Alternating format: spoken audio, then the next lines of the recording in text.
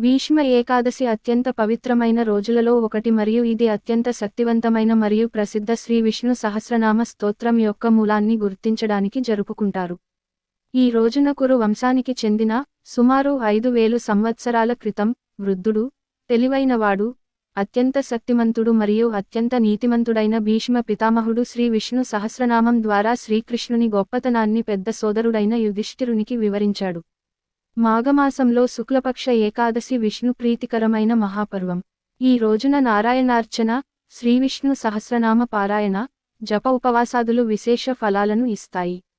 భీష్మ నిర్యాణానంతరం వచ్చిన ఏకాదశి కనుక ఈ భాగవత శిఖామణి పేరున ఈ ఏకాదశిని భీష్మ ఏకాదశి అని పిలుస్తారు. గంగామాత స్త్రీరూపంలో గర్భధారిణి అయి వసువులను కుమారులుగా కన్నది. అలా వాళ్ళు మనుష్యులై జన్మించారు.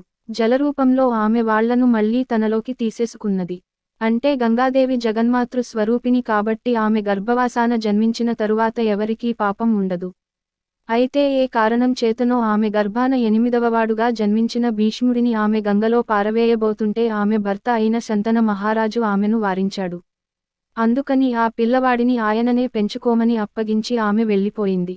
అలా శంతనుడి చేత శాపవిముక్తుడు కాకుండా నివారింపబడిన భీష్ముడు పెరిగి పెద్దవాడైనాడు. ఆయన బోధించిన విజ్ఞాన సంపద, ఆయన బోధించిన ప్రతి వాక్యము అనాదికాలం నుంచి వచ్చినటువంటి సత్యానికి అతి సన్నిహితంగా ఉంటుంది. సత్యాన్ని అది ధరించి ఉంటుంది. భారత యుద్ధంలో 11 రోజుల తర్వాత భారత యుద్ధంలో 11 రోజులు యుద్ధం చేసి గాయపడి అంపశయ్యపై పరుండి, ఉత్తరాయణ పుణ్యకాలం కోసం ఎదురు చూస్తున్న భీష్ముణ్ణి చూడడానికి యుద్ధానంతరం కృష్ణుని తోడ్కొని పాండవులు వస్తారు.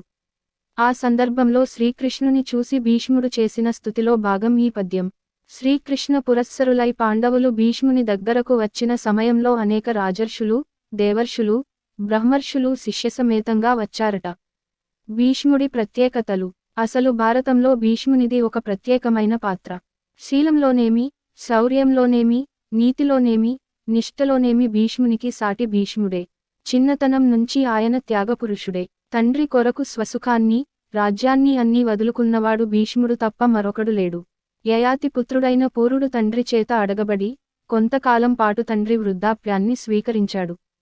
కాని భీష్ముడు తనంతట తానే తండ్రి సుఖం కొరకు తన వారసత్వ హక్కైన రాజ్యాన్ని త్యాగం చేయడమే కాక భవిష్యత్తులో తన మాట తన సంతానం ఉల్లంఘిస్తారేమో అన్న అనుమానం వెలిబుచ్చబడినప్పుడు వివాహాన్నే వద్దనుకున్నాడు. తన తమ్ములు చనిపోయిన తర్వాత కూడా, తన భీషణ ప్రతిజ్ఞకు కారణం అయిన సత్యవతీదేవి స్వయంగా ఆజ్ఞాపించిన తన ప్రతిజ్ఞను భంగం చేయడానికి భీష్ముడు అంగీకరించలేదు. శ్రీకృష్ణుడి గురించి భీష్ముడు. శ్రీకృష్ణుడు కేవలం నరుడు కాడని, ఆయన సాక్షాత్తు పురుషోత్తముడైన శ్రీమన్నారాయణుడని శ్రీకృష్ణుని సమకాలికులలో ఎరుకగల్గిన అతి కొద్ది మందిలో భీష్ముడు ముఖ్యుడు. తనకు తెలిసిన ఆ విజ్ఞానాన్నంతా ధర్మజునకు బోధించాడు. భారతంలో శాంతిపర్వం, అనుశాసనిక పర్వం భీష్ముని మహావిజ్ఞానానికి నిలువెత్తు దర్పణాలు. భీష్మ ఏకాదశి రోజు ఏ పారాయణం చేస్తే మంచిది? అష్టమనువుల్లో ఒకరిగా, శౌర్యప్రతాపంలో అసమాన ప్రతిభ కలిగిన మహానుభావుడు భీష్మాచార్యుడు.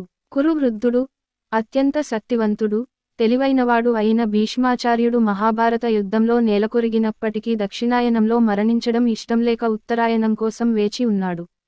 తన నిర్యాణానికి సమయం నిర్ణయించుకున్నాడు. 58 రోజులు అంపశయ్యపై పవళించి ఉత్తరాయణ పుణ్య తిథి కోసం వేచి చూస్తోన్న భీష్ముని చూసేందుకు శ్రీకృష్ణుడు వచ్చాడు.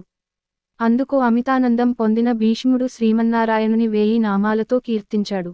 అదే ఇంటింటా భక్తి ప్రపత్తులతో పారాయణం చేసే విష్ణు సహస్రనామం. అనంతర కాలంలో రాజ్యపాలన చేయవలసి ఉన్న ధర్మరాజును ఉద్దేశించి రాజనీతి అంశాలను బోధించాడు. ధర్మరాజు అడిగిన ప్రశ్నలకు భీష్ముడు ఇచ్చిన సమాధానమే విష్ణు సహస్రనామానికి ఉపోద్ఘాతం. మాఘశుద్ధ అష్టమి నాడు పరమపదించాడు. మాఘశుద్ధ అష్టమి నాడు భీష్మాచార్యుని ఆత్మ శ్రీకృష్ణునిలో లీనమైంది. భీష్ముడు మోక్షం పొందిన తర్వాత వచ్చిన మాఘశుద్ధ ఏకాదశిని భీష్మ ఏకాదశి, మహాఫల ఏకాదశి, జయ ఏకాదశి అని అంటారు. విష్ణు సహస్రనామం ఎప్పుడు పఠించినా పుణ్యం కలుగుతుంది. ముఖ్యంగా భీష్మ ఏకాదశి నాడు గనుక విష్ణు సహస్రనామం పారాయణం చేస్తే ఆ ఫలితం అనంతంగా ఉంటుంది. అనుకున్న పనులు నిర్విఘ్నంగా నెరవేరుతాయి. భోగభాగ్యాలు కలుగుతాయి. సర్వ పాపాలు హరిస్తాయి. పుణ్యగతులు లభిస్తాయి. అంతేకాకుండా గ్రహదోషాలు, నక్షత్ర దోషాలు ఉన్నవారు కూడా విష్ణు సహస్రనామాన్ని ప్రతినిత్యం పారాయణం చేస్తే చాలు అన్నింటి నుంచి విముక్తి పొందడమే కాకుండా అన్నింటా విజయం సాధిస్తారని మన పురాణముల ద్వారా తెలుస్తుంది. ఒకవేళ విష్ణు సహస్రనామం గనుక పారాయణం చేయలేకపోతే కనీసం శ్రీరామ రామ రామేతి రమే రామే మనోరమే సహస్రనామ తత్తుల్యం రామ నామ వరాననే అనే శ్లోకాన్ని 3 సార్లు ఉచ్చరించినట్లయితే అంతే ఫలితం కలుగుతుంది అని వివరించాడు. ఈ భీష్మ ఏకాదశి పర్వదినాన్ని పురస్కరించుకుని విష్ణు సహస్రనామం పారాయణం చేయండి. అవకాశం లేకపోతే శ్రీరామ రామ శ్లోకాన్ని 3 సార్లు భక్తిగా జపించండి.